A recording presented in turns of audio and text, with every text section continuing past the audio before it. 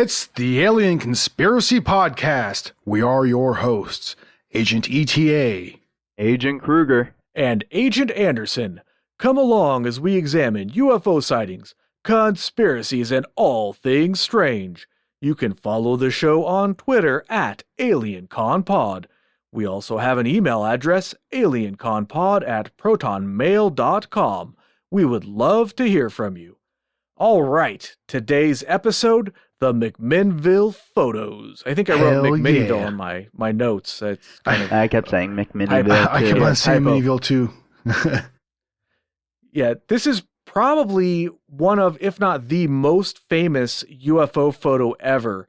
Mm-hmm. And the reason for that, in part, is because it's been around so long. But another reason is that there's actually really good evidence that it was not a hoax, that it was an actual physical object that was photographed. So I'll talk a little bit about the, well, let's take a look. Actually, you guys want to pull up a picture or the pictures, and maybe we'll talk about what the pictures show real quick before we get into the details of the case. Hell yeah. So let's type that up in the old googly machine. Yeah, so the picture is taken with a camera of the era. It's not a very, advanced type of platform. So the one of the things that really struck me first of all in the picture was kind of like the haziness of it all. I mean, the garage and like the fuel tank that's like next to the garage, along with that big electrical pole isn't necessarily too foggy, but like the rest of it is, so you can tell immediately that this was taken on a very old camera, so in my opinion, that kind of sets the stage, you know what I mean? And like, because it's not a very, it's a little grainy, the object in it is it's an object and it's very well defined, but it's not like, you can't see it like necessarily in detail. If you were to zoom in like really close on the picture, and there's a lot of that available online. You can see zoomed in images.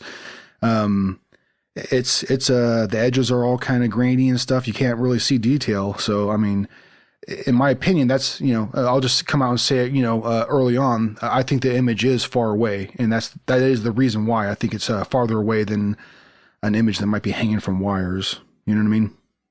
Right. And also, like you mentioned, it looks like it's cloudy out because supposedly it was cloudy out and foggy out that day. Remember, this is in Oregon.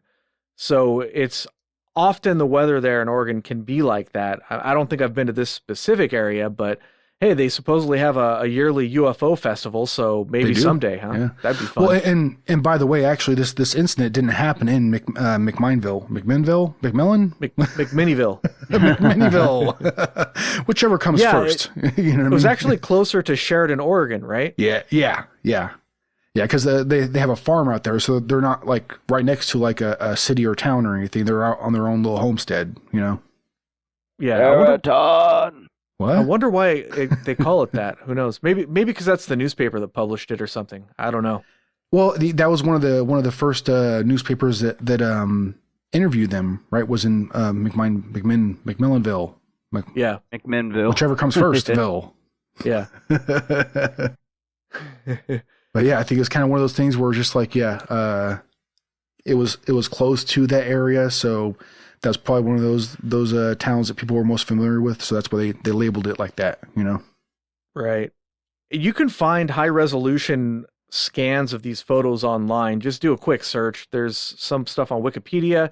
There's a lot of stuff you can find that has like photo like filters put on it to analyze it and stuff.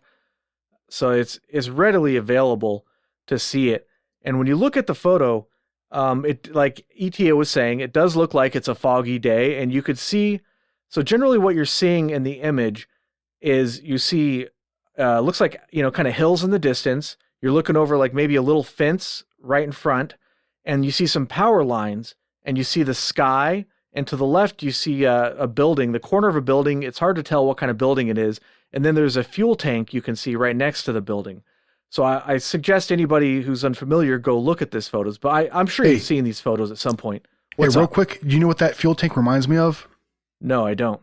The Fallout series. Oh yeah, it kind of does actually. Heck yeah. Just by it's a little rounded at the top and bottom. You know what I mean? It's not like a cylinder, but yeah, it's for whatever reason, it kind of reminds me of those generators that you get the power cells out of. Mm-hmm. But anyways, I digress. Yeah. So there's some trees, there's some hills, and some shapes that could be structures in the background, but it's kind of hazy, so it's hard to say. Fusion cores. Sorry, I meant to say fusion cores. Sorry. Oh yeah, fusion cores. Yeah. And that's pretty much all there is to the photo. And there are power lines, or what could be power lines or telephone lines, both below and above the object. And at the very top of the photo, you can see the power lines going across.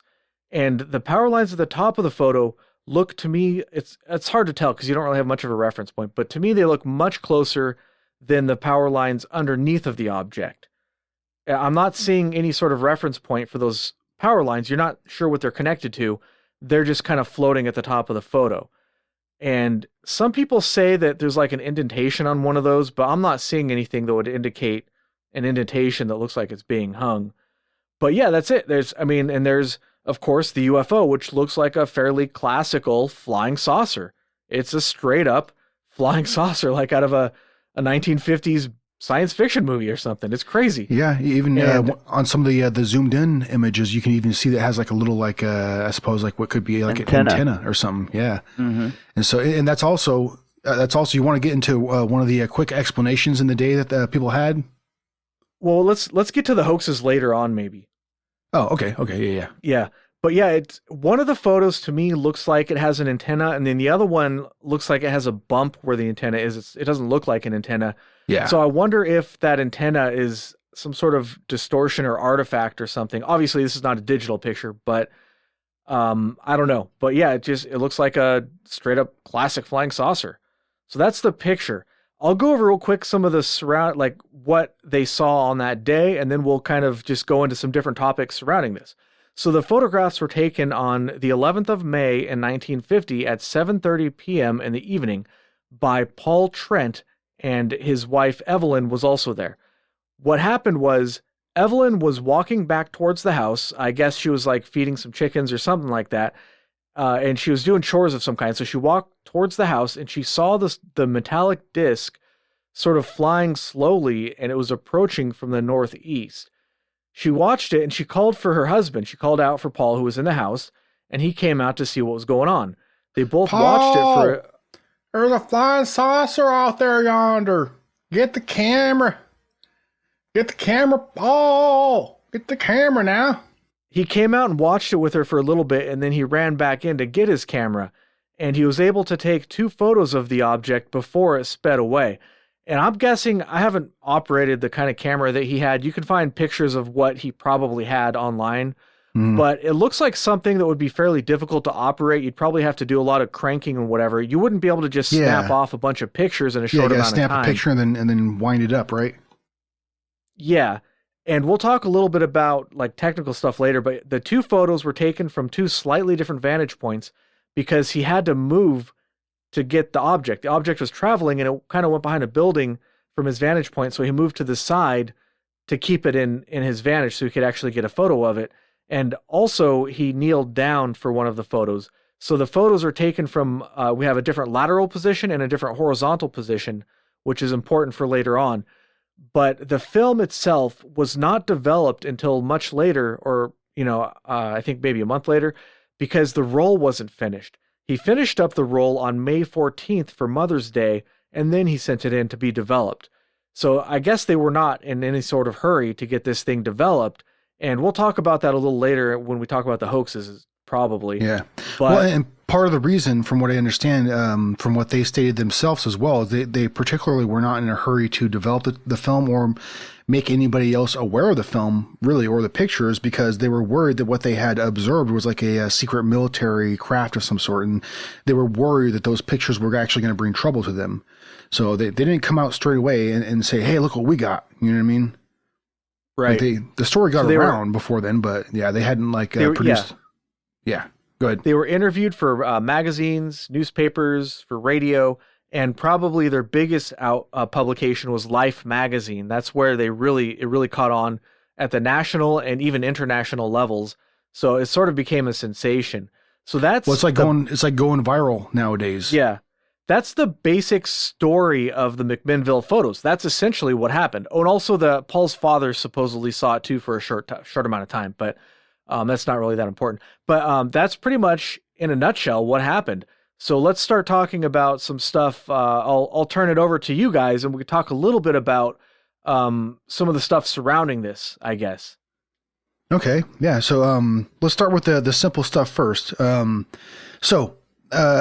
Immediately, like right after, people made correlations between like mirrors that were on like pickup trucks and stuff at the time, and said that, hey, these guys were just suspending a freaking mirror on the side of a pickup truck from a string, from like fishing wire, you know? Which is kind of interesting, and we'll talk about this later, but there has been multiple analysis of the negatives and the photos themselves.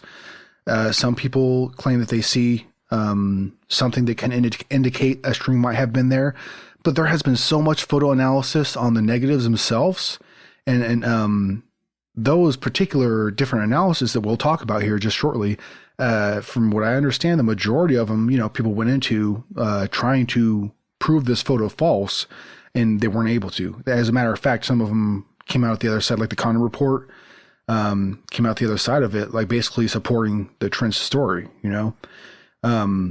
It's a very interesting situation. And one of the reasons why I really love this case, because these photos have really standed the test of time. To this day, these photos are still brought up anytime, you know, there's a list of like,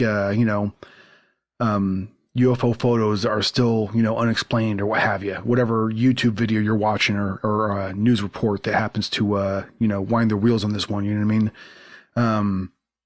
But yeah, it's one of those ones that it's from my satisfaction, it hasn't been proven wrong, to be quite honest. I'm not saying that it's definitely UFO, but the reason why this case is so strong is because it has standed the test of time. You know, I mean, it's pretty solid, these photos, I think, you know. But we'll get into why that is the case. But yeah, it makes total sense to me that like some people would you know, being in their right state of mind and wanting to explain this away as something that's just coincidence, you know, and also a hoax, you know, because they don't believe in UFOs. At first glance, when you look at like a picture of one of those side rear view mirrors on a truck, the circular ones, there are you know, bolted to a bracket with just one nut, and they have like kind of something sticking up on the top of them, you know, which in some of these pictures, it kind of, yeah, that could be the antennae, you know what I mean? So that makes perfect sense to me. Or it really does, that somebody would correlate that, you know, and say, hey, look, they were just, you know, suspending one of these things from a fishing wire on this the power line there, you know. But the one thing that really stops me, because when I first heard that description, that reason, explanation for what had really happened, I was like, oh, goddamn. All right. Well, actually, that really does look like it could be a side rear view mirror from a truck of that day. It really does. But when you look at the picture, I don't see how, because, all right, so if you were going to suspend that thing from wires, it would have to be the two wires at the top of the picture that are obviously far closer than the wires that are you know, coming from that pole back further out in the picture. It does not look to me like that object lines up with that line of reasoning. Just the way all the what we call basically before like fog, you know, how much, not necessarily distortion, but what we were talking about. They call it atmospheric extinction or whatnot. That's yes, scattering. I remember that. Yeah, like it blurs off into the. Well, and there was fog. Supposedly there was fog and stuff. It was an overcast day. It was definitely a cloudy day. Yeah. So that, to me, the image, the way that the image is represented in the picture makes sense that it would be farther out, because you do see some of that distortion involved with the fog that you would expect in a real world situation. If there was fog in between you and that image, that object, and you're taking a picture of it, well, you know, that would manifest in the picture, and it does, I think, you know. I think that also goes in, because basically, I'm sorry to cut in, but like to springboard off of what you're saying, when that the time of day is basically the going argument for the, and a little bit of what they've said, the accounts from the Trents, is the going argument as to why it's a foul, like this is a hoax and all this. Yeah, because of some of the shadows on the barn and stuff, right? That, and also due to it being stated that it was in the early AM and vice versa the afternoon or Well, yeah, whatnot, like that. they say that the picture was taken in the afternoon, but there has been experts that claim that due to the shadows prevalent in the picture. That's what I was gonna say. Yeah, that's what I was gonna say. That plays into it, it being a cloudy day. Yeah, it would support it being early being in the morning, but it is an overcast day, so you really can't use that type of data because you in the picture itself, even though the picture isn't a high resolution picture, you can tell that it's definitely an overcast day. It's very foggy, very cloudy out there. You know what I mean? So, I mean, why would you expect shadows to line up the perfect way they ought to, depending on, the sun's triangulation, whatever, Right, and that's my point when they go in on that fact right there. I'm like, well, that totally makes sense to me that somebody who's just, at first glance, back in the day when, you really don't care about time, you know what I mean? We've all been a kid at one point, obviously, and we would keep track time with just the time of day. I mean, you just look into the sky and you're like, oh, it's almost dinner time, or oh, it's almost, nighttime. Oh, you got the internal clock, yeah. Yeah, the eternal clock. So I mean, when it comes to the account witness and when they took her testimony, I think that's a legit, like, yeah, she just gave it out like how she said it. And I mean, as far as the explanation of it being a side rearview mirror from a truck that's being suspended from those power lines, I don't believe that. I can't believe that. Yeah, to me, I think that the picture would look a little bit different. I think that object would be just a little bit more clear. You wouldn't have that fogginess, No, you would have some skewing around the object itself. I mean, if you would it'd be more crisp, is what I'm saying. The object itself would be more crisp. Right, and then, but like if you look up a 1950s like picture of people playing baseball, I mean the greats, Babe Ruth and all of them, like it's similar to the type of photo equipment that they're using, and if even at that day and age, the equipment that they would be using to get the baseball players down, like to get their images shot, they'd be using like the top tier equipment in there, what they could get. So even then, you see irregularities in the images. Like you'll see the bat when it's being swung, you could see it when it's about to make contact with the ball, that the ball is skewed, but the bat is like you can read out the bat. I feel like the ball is moving at a much faster speed than the bat, and if the bat, like just how it moves and how the image will sit when it's taken. So I just feel like if it was an object that was like, it would have to be suspended in a more still manner for them to get the shot that they had. So that makes me feel like it was, I mean, she even said it was slowly moving. So that means it was doing some sort of holding pattern or some sort of just lumbering motion. And I think that would give them the time to be able to take that image. And if it was a disc being thrown like a frisbee, you would see that distortion in the image. And the antenna, sorry, just take a sec. The antenna on top even like wouldn't be lining up. Yeah, if that makes sense. Like it would be. Well, so you're talking about the explanation that this was a hoax, that they basically took one of those mirrors and just chucked it, and that's why you don't see any real evidence for wires, is because the photos were taken in mid motion while that mirror was being chucked out into the field. You know what I mean? But I mean, I tell you what, that could be possible if they had absolute perfect timing and if they had tried it a ton of times. Because that's not one of those like it's like that channel on YouTube, Dude Perfect. The one clip of I think that I've watched a couple. Shot, they show it sometimes, like some of those like perfect like baskets that they make and stuff. They have to try that hundreds of times before they actually make it. You know what I mean? So if this was a case like that where they were just chucking that mirror out into the wild blue yonder, they're trying to get a perfect picture, well, that negative reel would have shown you that they had tried it more than once. On the reel, there's only the two photos, so right, and they had to wait a hell of a long time to get those things. It was expensive to get them processed. So for them to wait the amount of time that they did, the rest of May, shoot it for Mother's Day, and then photos. Go into June. Yeah, and then in June that they had it developed, or they could have had it developed still in May. But I mean, the point was is that they conserved that roll like it was money being spent for each shot. So for them to even grab the camera and take a shot of an object in the sky that could be very well just some crap, like that's money and money out of their pocket. Oh, yeah. And they wouldn't be doing that if they really thought it wasn't a moment. Let's not forget that, like, taking a picture or having pictures processed or even having a camera back in those days was a luxury. Like, that was one of those things where, like, hey, look we got a camera. Look at this thing, dude. You know what I mean? It wasn't as common as everywhere you look nowadays. There's a camera on everything. You know what I mean? Whether it be your laptop or your tablet, your phone, obviously. You know, there's a camera every damn where you look. You know, and it's something that has become so commonplace. We really take it for granted. You know, but so back in those days, having like a nice camera or even like a camera that, you know, you could take your own family photos on, that was a big thing. You know, that wasn't something, like you just said, Agent Kruger, it wasn't something to be wasted, you know. But if they were trying to gain clout or, present a hoax as fact, I think that they wouldn't have waited to fill out that role, you know, to take family photos. They would have got that thing developed right then, yeah, you know, as soon as they could have.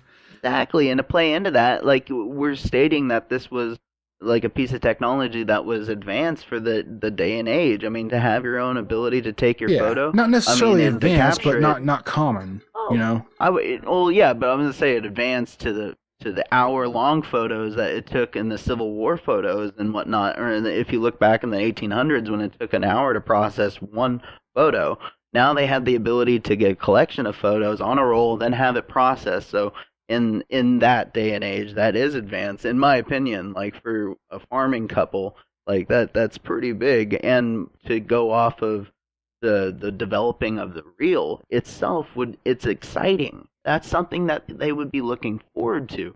If it was something that, so to play into to my belief or my opinion that this was a legit experience, that the Trents experienced themselves, was that they witnessed something that was so unworldly or something so captivating that they, one, took the photos.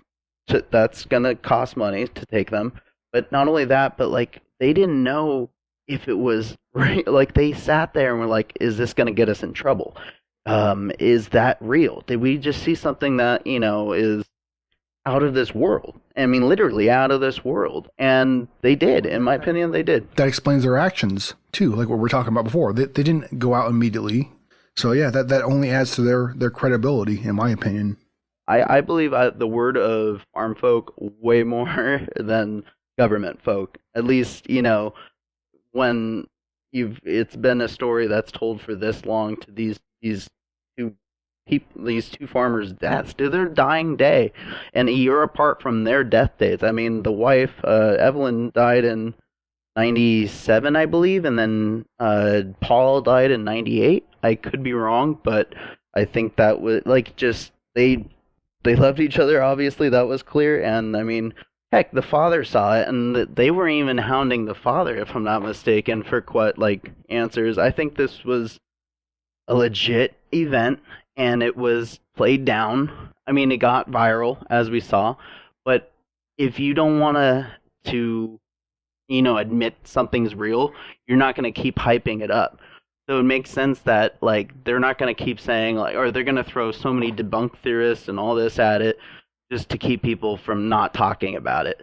And then you have, like, I mean, just for the negatives in Life magazine to quote unquote misplace the photos, like, what, like, and then have it find out that it was tossed around like you know, if you're in the inner circle, you get to see this image. Because that's a legit image. It's a legit, like, hey, guys, you gotta see this. You know what I mean? If I had something like this, it's a hot commodity, you know? Like, I'm gonna tote it around. But even experts that got their hands on that image, it's a real physical metallic object that's there. I mean, it's still, to this day, it's still, I mean, I think that's, yeah, I heavily believe that this is an event. And then you can also go towards actions, because in my opinion, actions speak louder than words. And you look at what the Trents did, right? They never tried to make any money off those negatives. The only fuss they ever made was about getting the negatives back because, you know, like you just alluded to, there was a long period of time where they were supposedly lost, you know, where the Trents were told that they were going to get it back, but they didn't. And not only that, but they were also told that they were lost, but they weren't. You know, it was just kind of, I don't know, it's kind of a weird situation because it almost seems like they were being hidden from them. Like these negatives were so, you know, good that I guess, you know, like there's nothing that they could prove that was tampered with these negatives. So they didn't want to give them back to them because they were, you know, a valuable piece of evidence. And yeah, I think you're right. It's almost like it was kept as like a hey, look at what I got kind of thing. Like, hey, yeah, like you said, you're part of the inner circle, you know, of reporters or something. I guess I don't know, UFOologists, whatever, you know. But yeah, to me, it kind of you know, it kind of adds to their credibility, you know, because they didn't put up a huge fuss, you know, only when they had to, like I said, because they were just getting effed around with, you know what I mean? As far as being told, all right, well, are the negatives lost or are they still in existence? Somebody knows where they are. Somebody doesn't know where they are. It's like, where the hell are these things, you know? But they were found and returned to them, correct? Eventually. Yeah, eventually, yeah. So what happened was, like you're talking about the photos, you mentioned just how strange it seems. So the photos were lost, like you said, from Time Magazine, but when the Condon Committee wanted to investigate this particular incident, somehow they mysteriously were able to locate these photos. So the Condon Committee went from 1966 to 1968. So that's 16 years later. These photos have been lost this whole time, supposedly, and then out of nowhere, oh yeah, we got those. Here they are. Here they are. Yeah. Oh, you want to look at them? Okay, here you go. So that seems very, very suspicious to me. But after the Condon Committee was done with them, they quote unquote got lost again or mysteriously vanished, which it's gotten to the point where if it doesn't vanish when with these cases, that's when it's like, wow, they didn't lose the negatives. That's weird. You know, like that's the exception. But they lost them again until a researcher by the name of Bruce Maccabee was able to locate them again. And finally, after all these years, in 1975, after Bruce Maccabee looked at them for his investigation, then they were finally returned to the Trents. In 1975, 25 years after the events, give or take. Yeah, but yeah, that's crazy too. That's a very, very truncated version of the, you know, the lineage of the negatives for this case. But it's very suspicious to me. I guess I'll continue talking a little bit about. Well, first I'll start about the Condon Committee. They investigated it. Well, originally Project Blue Book looked into it, and then later on, much later on, the Condon Report. That was an Air Force investigation. Basically, the purpose of the Condon Committee was to debunk UFOs. Essentially, well, I won't go into that particular incident because it probably deserves its own episode. It's a whole other thing. But when they did that, they had an investigator, an astronomer, actually actually examine the photographs and sort of analyze them and see what he thought. That guy was named William Hartman, and he's the guy who did it for the Condon Committee. Oh wait, I'm sorry, I gotta ask this, but I know you know this name, but also an involvement. One of the UFO skeptics was Philip J. Klass. Wasn't he also the one that was also involved with other sightings with Travis Walton? Yeah, remember you mentioned him on the Travis Walton case. He tried to pay off a witness to lie. Yeah, I was gonna say. Yeah, there you go. Thank you. Yeah, I knew it. Yeah. Yeah, he's most of these big cases he's weighed in on, and I don't really pay much attention to what he has to say because he's pretty much makes stuff up, attacks people. He's not reputable at all to me. I just saw his name pop up and I didn't notice that until now. That's why I'm like, correct me if I'm wrong, right? Like that guy was involved in the Walton case. Yeah, what the hell? Yeah. Then that right there, like the Condom Committee, like I want to call it because they like to take the fun out of everything. Yeah. They're just trying to. Wow, what the hell? That totally blew my mind. Wow. Yeah. What the hell? Hartman did some analysis and he looked at some different things like actual science-y type stuff, and you could find his report online if you look for it. But basically one of the things he looked at was the densitometric analysis of the photos, which I don't really know what that is, but it looks at like the different light levels of things. And one example of what he looked at was the underside of the UFO is lighter than the underside of the oil tank in the picture. And this suggests that there's some atmospheric light scattering, which I think you guys kind of mentioned that earlier a little bit. But this could only happen if the object was big and far, not small and near. And the reason for that is because in order to account for the light levels, if that was a small model hung from the wires above, then the bottom would have to be so bright that it would be like a flashlight, basically. It just isn't really possible for something like a normal object to be brighter, especially if there's similar materials. So the only way to explain that is that it's far off. And that's one of the things that he looked at. And he also looked at just distances and basic calculations and stuff like that, using science, essentially. I won't go through all the boring details because they're very boring and I'm really bad at math and stuff. But essentially, he concluded that, this is Hartman for the Condon Committee, he concluded that it was a real object and that they were not hoaxing it. He didn't seem to rule out a hoax entirely, but his conclusion, well, I have a quote. This is what he said of the case, a direct quote from Hartman here. He said, "This is one of the few UFO reports in which all factors investigated, geometric, psychological, and physical, appear to be consistent with the assertion that an extraordinary flying object, silvery, metallic, disc-shaped, tens of meters in diameter, and evidently artificial, flew within sight of two witnesses." I guess he didn't count the father there. Maybe that's a detail that's incorrect. But Hartman didn't just look at the photos. He also interviewed the Trents, and he went out to the scene. He did all kinds of work on this. So he's a really scientific guy, really reputable witness, in my opinion. Or I mean, investigator, not witness. What am I thinking? But yeah, that was the Condon Committee in a summary of what they did. So he didn't think it was a model suspended by wires. He did not think it was some kind of thrown object. He thought it was a real object, but that's as far as he went. Obviously, there's no proof who was in there or what it was, but he thinks it was a large object far away. One other thing I have in my notes that I thought was interesting, that he determined that the object in the second picture was 8% smaller, and thus it was farther away in the second photo. And that's a really interesting detail to me, because if it was a model suspended from the wire above, then that kind of rules out, it wouldn't get smaller, it would stay the same size, right? Even if it was swinging back and forth a little bit, it wouldn't get 8% smaller in the picture, given the distances involved. It might get like a little bit farther, but it wouldn't be able to move enough to make that difference. Yeah, anything's possible, but that's just sort of what it seems like to me, is that it wouldn't be able to get that much smaller if it was stationary, essentially, because it's stationary, You guys want to discuss something else, or should I get into the Bruce Maccabee analysis? Man, let's get into Maccabee's motherfucking ass. All right, so Bruce Maccabee, a well-known ufologist, but he was also used to be an optical physicist for the Navy. So this guy's got some real science chops as well. And he analyzed the photos. Remember, this is the guy that returned the negatives back to the Trents originally. His conclusions were very, very similar to Hartman's. He concluded that it had to be an object behind the power lines, and he bases this on some positional data. Like I mentioned earlier, the photos were taken in two different positions. So one was taken lower and to the side than the other.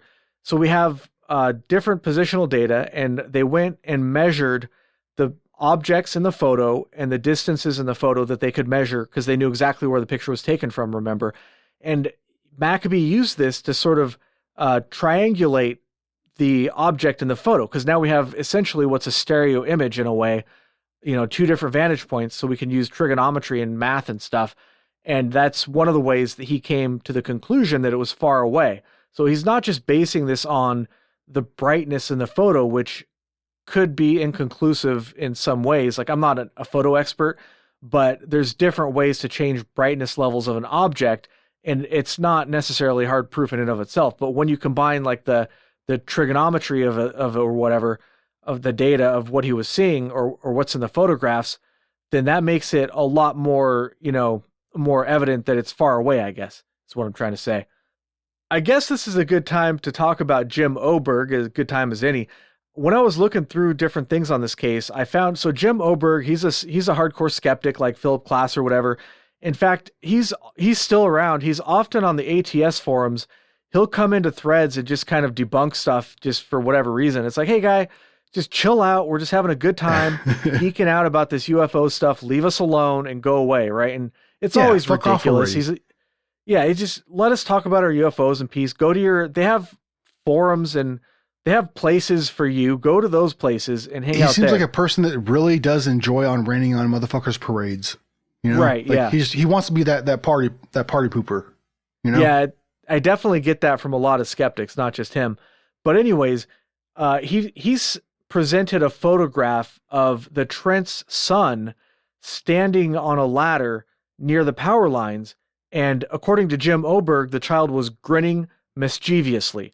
And I'm pointing this out because this is what debunkers do most of the time, is it's either some sort of hidden ad hominem attack, an attack against the person, attack against their character, or they're kind of suggesting something that's not true or that's not necessarily true. Nefarious. Like this, it wasn't a picture of a child on a ladder. It was a picture of a child grinning mischievously.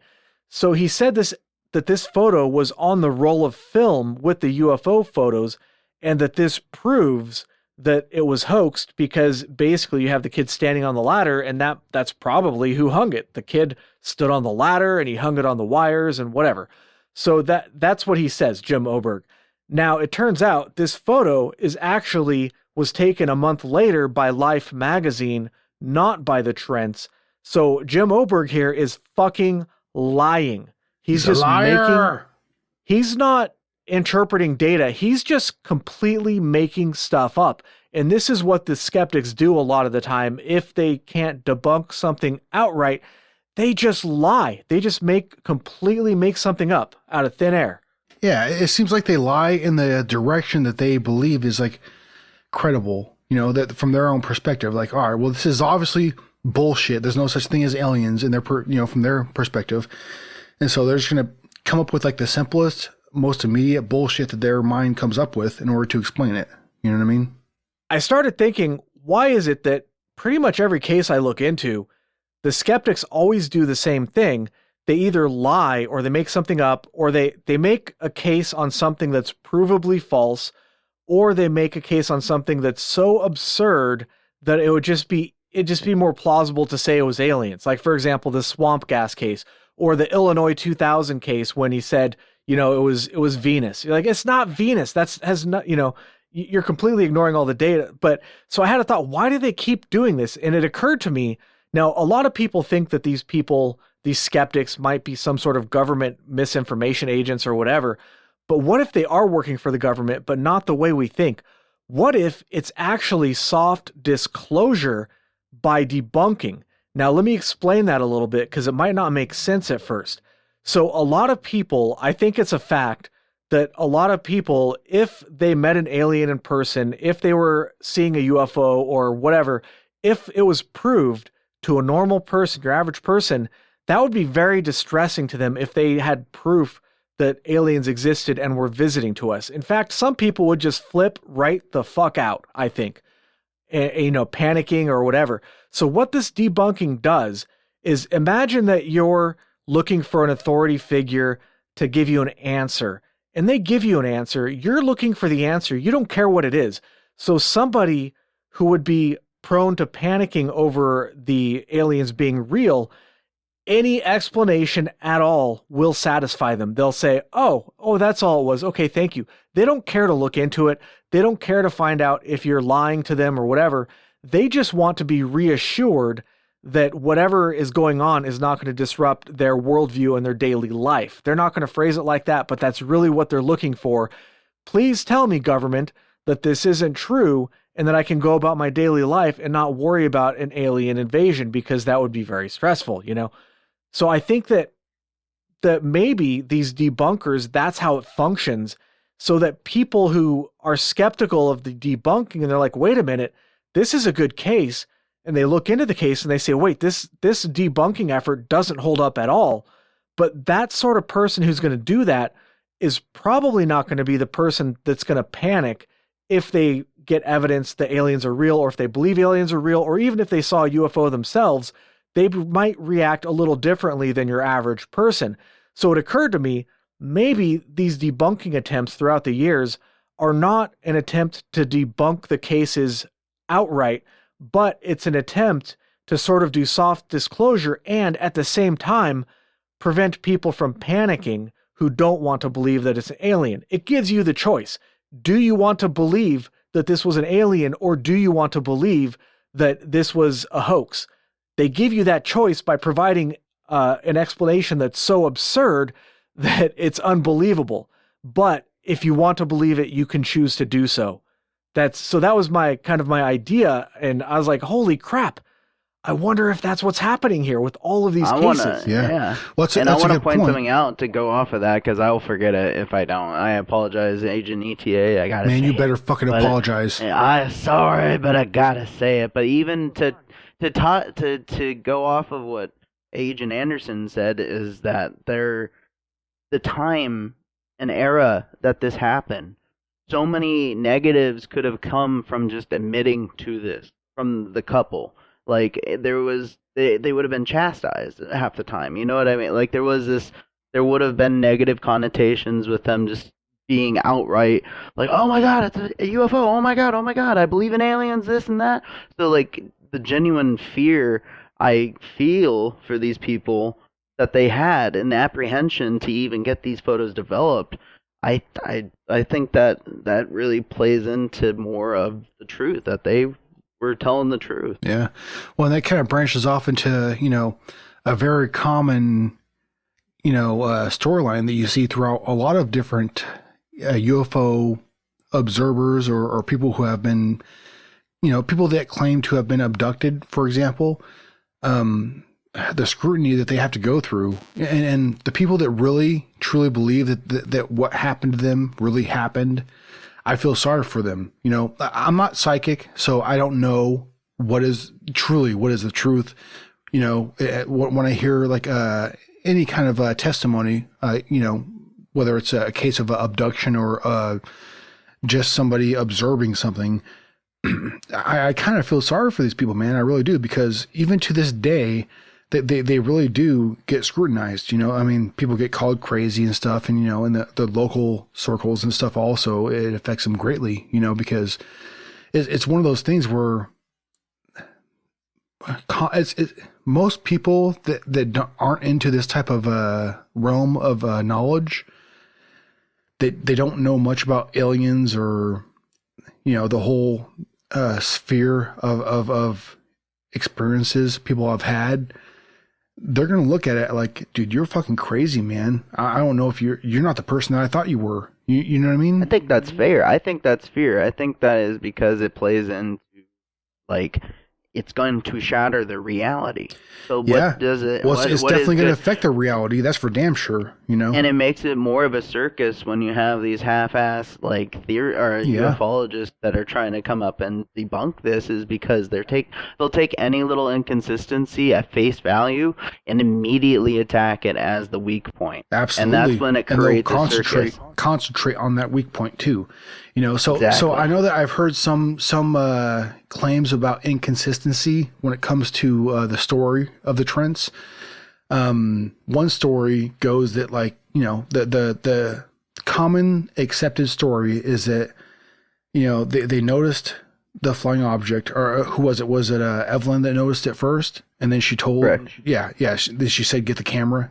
Right. So yes, and then the inconsistency, and to go and play into what you're saying, was whether the camera was, or whether Paul was in the house when she saw it, or whether he was there by her side at the rabbit coop, or whatnot, exactly. to see that at the same time. Yeah. So whether they saw it at the same time, or they saw it like within like the same 5 seconds, to me, like that's it's such a small fucking inconsistency that, like, why would you even? That makes no difference. Does it really make any difference? I think we can look into the only difference that would make is people that would fly off the handle when it comes. And maybe I'm a little outlandish with this comparison, but with murders and like how it comes to people recounting their eyewitness report, how it's like, oh, he was wearing a black shirt. Oh, you know what? He was wearing a red shirt. You know what I mean? Like, Yeah, there's just but like when it comes to it's those type of inconsistency. I'm sorry, but like even the OJ, like there's always gonna be those inconsistencies because OJ. we're trying to fetch a memory or something that we saw that could have been a traumatic experience or whatever it was, but our brain tends to know what we want before we really want to know what we yeah, well, I hope well, that's but your not, brain is going to be expecting different things when it comes to two different cases like that. You know what I mean? There's different expectations that your subconscious is going to automatically assume. You know what I mean? So, but there's still that room for the outland. I mean, for the or so to ground reality is like, oh no, like Sure. you'll read some of these murders and they're like, oh, that guy was possessed by a demon, and or he even admits that he is possessed by some sort of devil or whatever the hell it is. I don't know about that kind of stuff. I think there's plenty of evil within human characteristics. Like, you know what I mean? Like there's no need for a devil or a evil spirit. You know what I mean? Like there's plenty of evil within the human character itself, and I think that's been demonstrated time and time throughout, you know, many different civilizations. But I probably lost my main argument with it all, but like not even an argument, but my main point was I was just trying to say like we're always going to try to fetch something in our brains to compare that whatever the fuck that is to something that is relatable.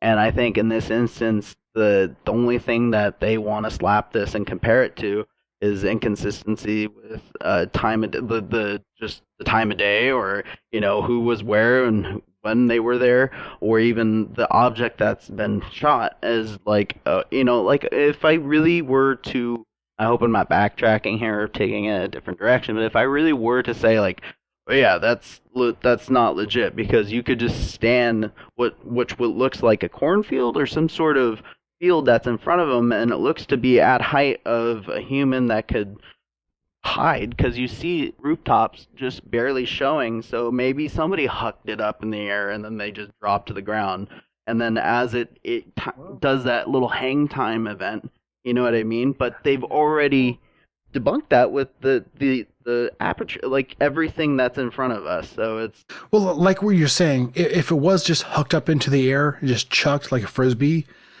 that antenna, the antenna is what would, but you not, know what I'm not talking just about, that dead not roll. just the antenna, but the timing involved with taking the Right. picture. It'd have to be pretty damn perfect. And could it happen? Could it happen? Yeah, no, absolutely, it could happen. There's no doubt about And that. to go back to what we even mentioned earlier is the expense to even click to take the picture. Yeah, They would have to. There's no way they can be like, oh, yep, got it. Like they just have to say, oh, well, hopefully we got it. Well, yeah, So, you'd have to take those two pictures perfectly. And to do that, you they know, would have to get it developed without having right to away. retry. Yeah. Exactly. Then they would have to look at the failed attempts to the successful attempts, and then either the only way that I would feel me to be satisfied with that not happening is if the place that processed those images, the rolls, were already processed 2 other rolls before this. Does that make sense? So like, here's one idea. One idea that I had while going through the investigation of this case is, all right. So have you ever seen a clay dove launcher? yes. So, all right, Were those available back in the day? I'm just saying, well, I don't know. I'm pretty sure they were. I'm pretty damn sure they were, because they're a very simple design, and clay doves for sure were in use back in those days, for sure. Clay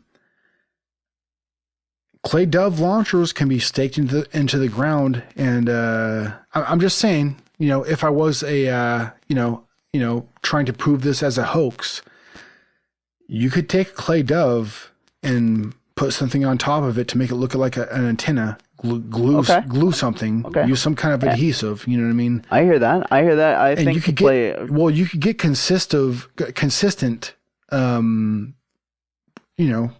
results out of that. You know what I mean? Yeah, so yeah, totally. But I think to go against that would be my opinion or my theory about the 1950s baseball that was being played in that day. When an object is like it's not as the same size as a clay dove, but it's still in the realm of like not so big and not so small. Well, what I'm saying, are so you remember earlier we were talking about these the side river mirrors on the pickups of the day, you could fit one of those inside of a clay dove launcher and launch that damn thing off. Yeah. Now but that you'd have to do it more than once that would be your weak point, is that antenna. Sorry to cut it, but like that would be your weak point, is or the not necessarily. It's right in the middle, so it's going to be in the middle of the rotating mass. So but how do they cut it so fine in the middle? I think there's some. They didn't. Like, I mean, it's like slightly off. Like you can see if it was it's in the same position. It looks right in the middle. To me, it looks right. Like it looks like it's right in the middle. The I antenna. think there's a slight list. I think there's like in. I can like see what you're talking about, but also the object isn't parallel in the photo. It's kind of listering off down a little bit to the right. So that I mean, if that was the case, then that would create some kind of optical illusion, I guess you could say, where the left side looks like it's shorter than the right. Now, a quick question as I ask this. Now, when you see the photos, is the one that exposes the antenna on the top, is that the second photo? Yeah, the one that's like zoomed in. Is that the first or second photo? Like, so when we see it banked to the left, and then I forget which. Okay, the second is when you see it. So then it straightened itself out, and it looks like it's coming. It was banking to the left ever so slightly, exposing its belly, and then it made a course correction to the right, where it started to glide down or whatever the hell it was doing. But again, to Evelyn's account, that it was slow moving and lumbering. So then the camera that's being used could catch that. Now, the only thing that I could see that you could get something to move in a slow position like that would be that hang time when gravity meets the weight and whatnot from whatever the power was being used to throw the object up into the air. Gravity, it slows down and has that dead spin, or that moment of like zero, and then it comes back down to earth. But then again, it's like I don't think that's what I see there in the image, because it would have to, like what we already said, perfect timing. And who the hell is hucking up whatever that object is? Like, how big is that object? Because in my opinion, that looks pretty big. I don't know. Yeah, it's I don't know. It's definitely so. And we're doing exactly what people still to this day is debate about it, and that's what I think for something that's such a small account and not much to be really exposed, but just this little nugget has so much to say. I think that's pretty much all I had on the case. There's one last thing to say, is that there's another case from 1957 from Rouen, France, Rouen. Just Google 1957 Rouen, France. And at first glance, it looks like identical, but if you look more closely, it's actually a different shape, but it looks very, very similar to the shape in these photos. So I just thought I'd mention that for somebody who wants to look at something that's kind of related, but whether it is related or not, I don't know. I didn't have a chance to really look into the Rowan case, if it's a hoax or whatever it is, I don't know. But there is that. So other than that, that's pretty much, I guess, all I had on the case. You guys have anything else? I mean, well, let me wrap I got up. A bunch of bullshit, dude. But does it really, do we need to record it? Nah, I don't think so. I guess I should wrap up with my final opinion, which is, I'm not sure on this one. I'm not 100% convinced that it was a real object, even though all of the scientists that looked at it said it was a real object. There's still something about the photo that kind of makes me be hesitant. On the other hand, it's been analyzed multiple times, and on the times it's been analyzed, they've said it's a real object. It's not a hoax. It's not a model hanging from a wire or whatever. So I'm kind of on the fence about this one. I'm not really convinced one way or another. I agree. Yeah. And I'm pretty much right along there with you.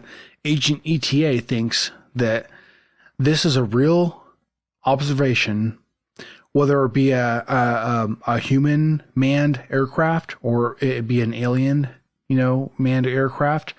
I don't know, but I do think that it was a real aircraft that was flying across, the area that the Trents were in, and they took a photograph in real time, in reaction to what they were observing. Like I said, I don't know if it was a UFO. I don't know if it was a experimental, aircraft that the government had, but I do think that this is a real picture of a real observation that two individuals had. That's my opinion.